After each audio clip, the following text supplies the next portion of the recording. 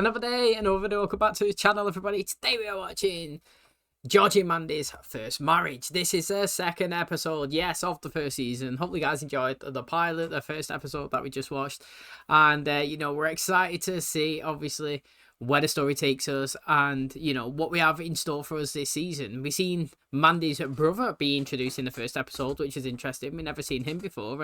And, you know, we've seen her still on and off relationship with her mum, where they're always arguing. And last episode they moved out of the house and decided to go independent and get their own place. Now they don't have a lot of money and budget's tight right now, so they basically just picked the first first property that they could find, small little apartment. Now it's not ideal, you know, trains going past, the whole apartment shakes, stuff's falling on the floor. We did see Connie and Mary though come out, which is nice to see. You know, I don't want to see the Coopers or the people from Young Sheldon like Missy and that in every episode, but if it's a 22 episode season and we get cameos like in 10, I'm all for that. Do you know why?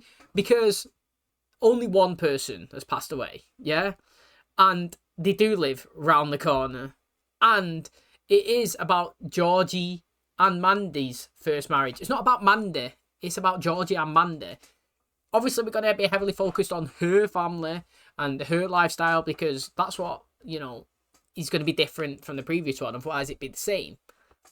But they're still ever present. They're still part of the family. They've still got a grandchild. And they do need to be involved. You know what I mean? So, I don't want them in every episode, but cameos here and there for 10, 9 or something like that would be great. And like I said, they ended up beefing. Or because Mandy's mum, again, she does backhanded compliments. She does. Or she'll compliment Mandy and disrespect Georgie. And, you know what I mean? Like I said, I'm all for characters progressing, but she's got a lot of progressing to do for me to really enjoy her. I don't mind Jim. I do see him as a similar father figure, the way George was to Georgie.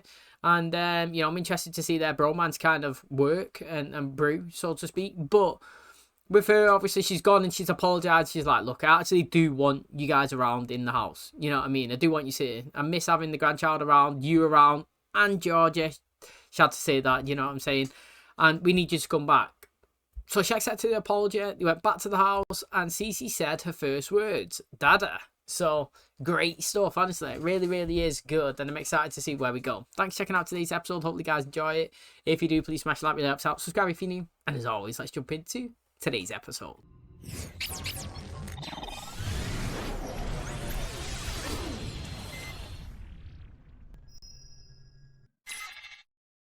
Hey, Dad. On my way to work. Things are all good down here. I'm sure they're good up there, because, you know, heaven and such. Looked in on Mom and Missy yesterday. They're doing all right, considering your new address. Cece's amazing. Starting to stand up, trying to walk. Kind of looks like you after a case of beer. Hey, how'd the interview go? It didn't, but I drove across town just to find out they hired some 22-year-old ditz. Well, this one was a girl, and she only got the job because she's young and perky. You're perky. I'm young, too! Giving any more thought to carrying those new Korean tires? Oh, I appreciate the idea, but my dad fought in Korea. Quick question, did you lock up last night? Yeah, well. Because these were in the door and all the lights were on. Oh, shoot. I'm so sorry. I get it, mistakes happen. You don't have to be nice to me just because I'm your son-in-law. I'm sorry. Don't apologize. I should be apologizing to you. Well, you already did.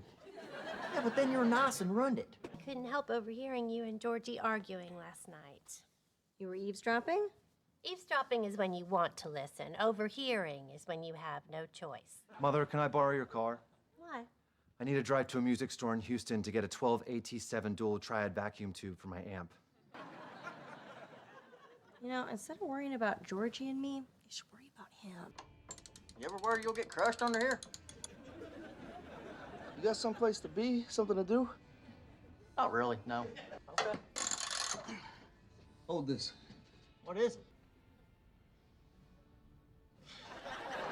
Holding the transmission fluid recirculator. The what?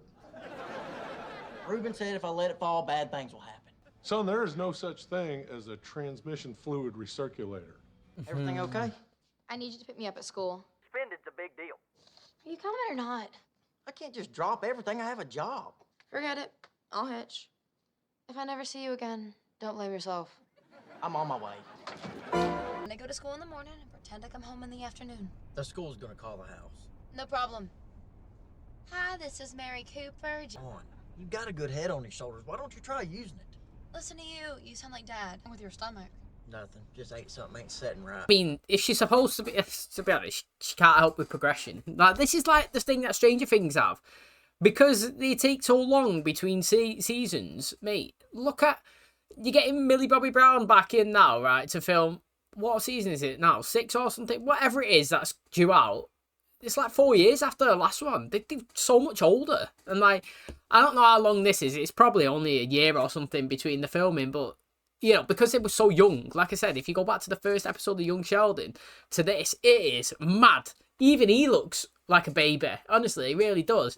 But, you know, I like how he's driving his dad's truck. I do, honestly. You know, that is, it's a nice, I wouldn't say like reminisce, but like, it's not, well, it feels like his dad's truck anyway. I'm sure that he used to have all those stickers on the back. It's just a nice little homage to him because obviously we can't see him anymore unless we have flashback episodes.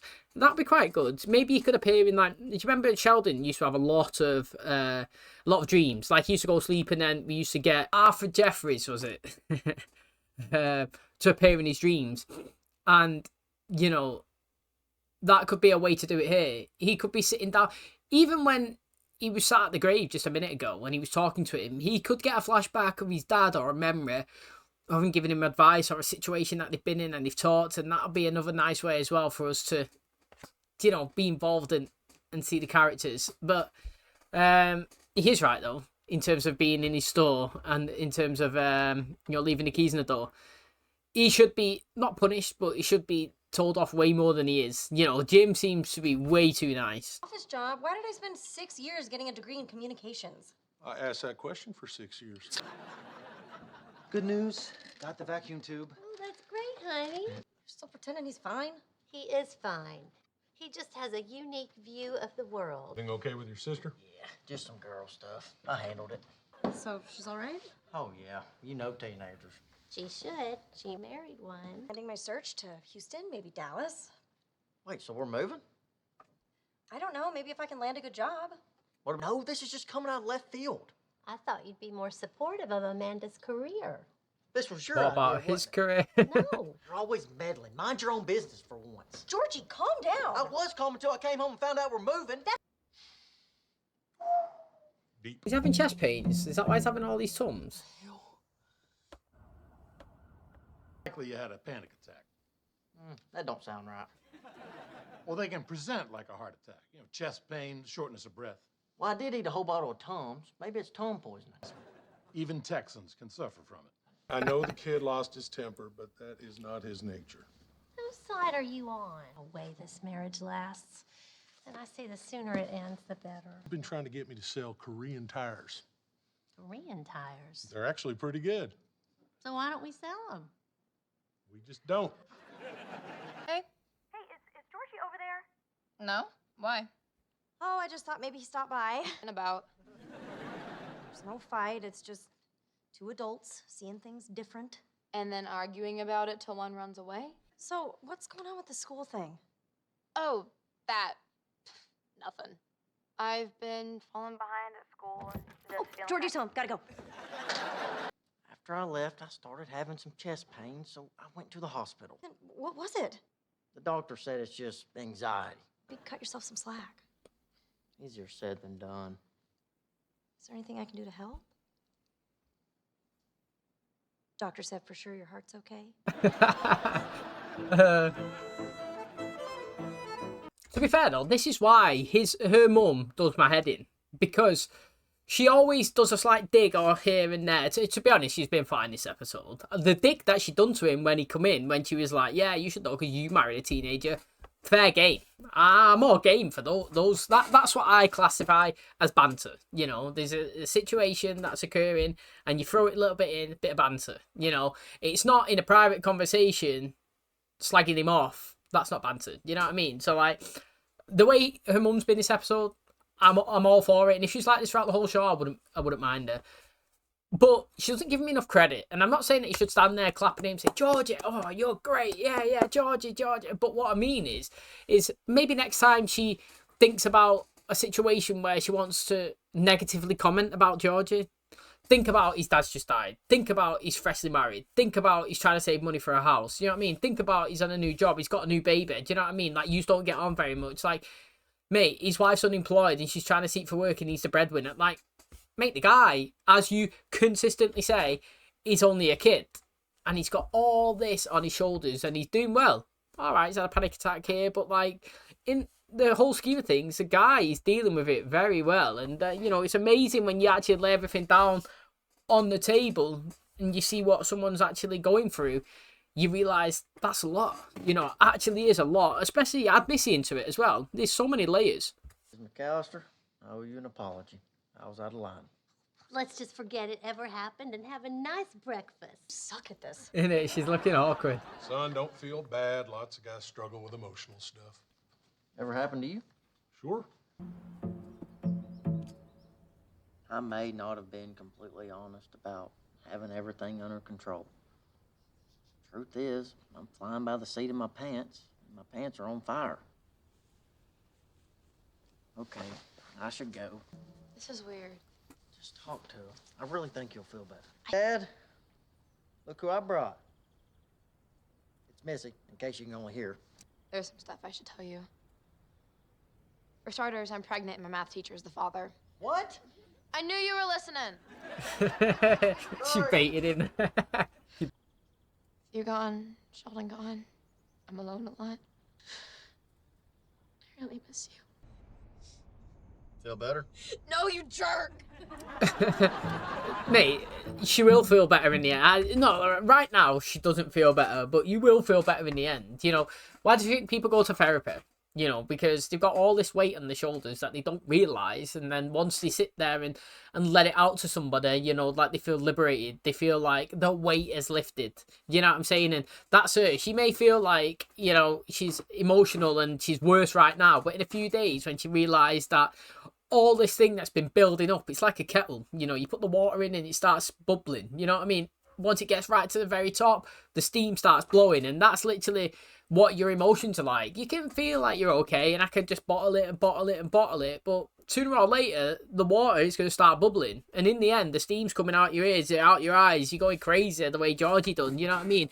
It takes too much, so you're best to get ahead and dress it early, and if you've got an issue, if you've got a problem, you know, sit down, have a discussion, whether it's with your therapist, whether it's a family member, or whether it's sitting down in front of your dad, who's obviously is not going to reply back, but you could let the whole load out there. That's great. You know, I would actually like if it become sort of a zen, peaceful place where Georgie or Missy or whoever would go every other episode or something to sit down and just let their emotions out and have a conversation. You know, that would be a nice constant.